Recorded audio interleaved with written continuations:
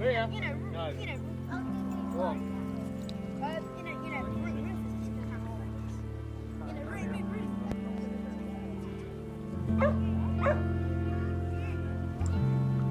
at the north coast of the Great Britain is very changeable.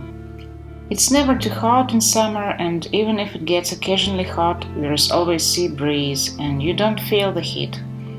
The water in the sea is always pretty cold, and when you go and swim a bit, you always have this slightly burning feeling on your skin. I quite like it. Once we went down to the beach and found there was Fred. It looked mysterious and comforting. Tiny particles of water were everywhere in the air. Up on the hill the sun was shining, but down at the beach you couldn't see further than 100 meters.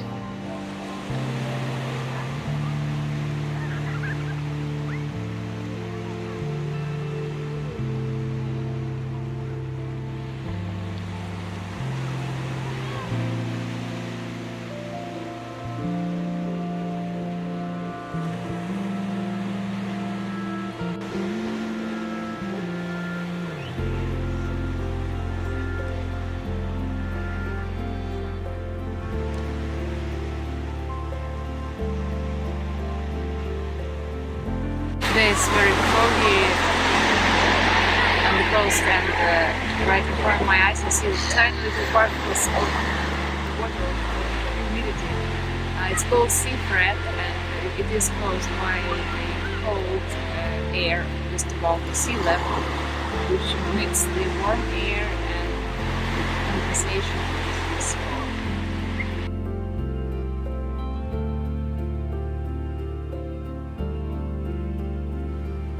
You can never get bored of the seaside like this. This coast is full of creatures, weird stones and shells. You can search for fossils, you can just sit and look at the water. I dream about living next to clear, not necessarily big water all the time.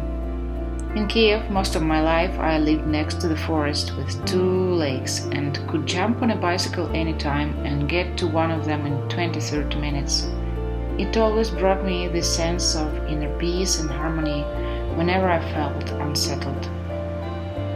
I'm not a big swimmer who can do big distances or likes to spend hours in the water, but I do like swimming in the natural water. It doesn't matter whether it's a lake or river or sea. The feeling of renovation that water brings to both body and mind is powerful and soothing. Do you like water as much as I do? I'd appreciate if you let me know in the comments.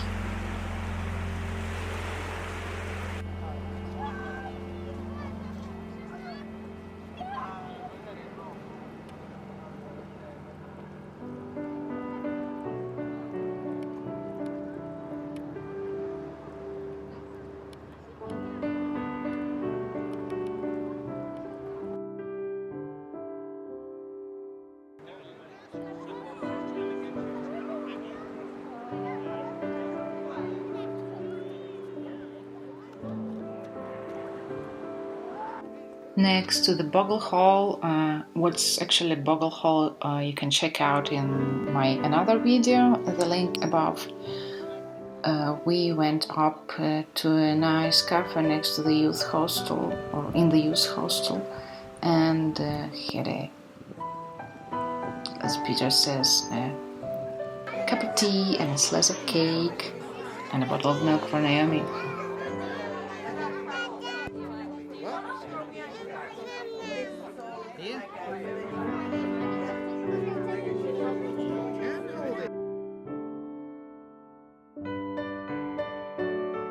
Tiny particles of water that are hung in the air at the beach got stuck in this cobweb.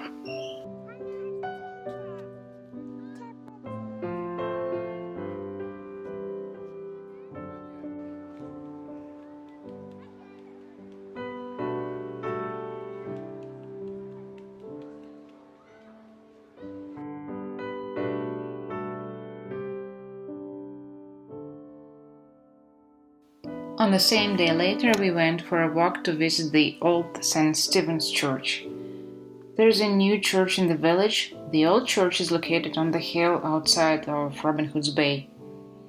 They decided to build a big, beautiful Gothic-looking church in 1870, but villagers didn't like it and refused to visit it for a while.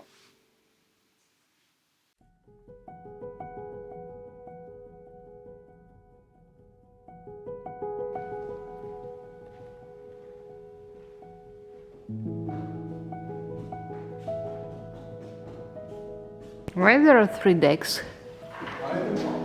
Three decks. I don't know.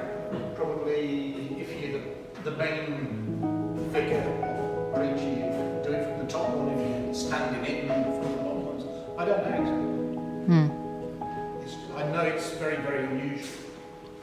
This is a very modest-looking Anglican church, open for public to visit and even play organ if they can. We both are not religious, but it's interesting to visit such non-touristy historical places. What is it called again? Maiden's Garland. Why was it hanging in the church like this? To commemorate the death of a woman who wasn't married, and therefore died a virgin. So this one here just as an example, or? No, these are the real ones. No, I mean, not so many maids that died then. Oh no, each one of those, there's a couple of hundred there.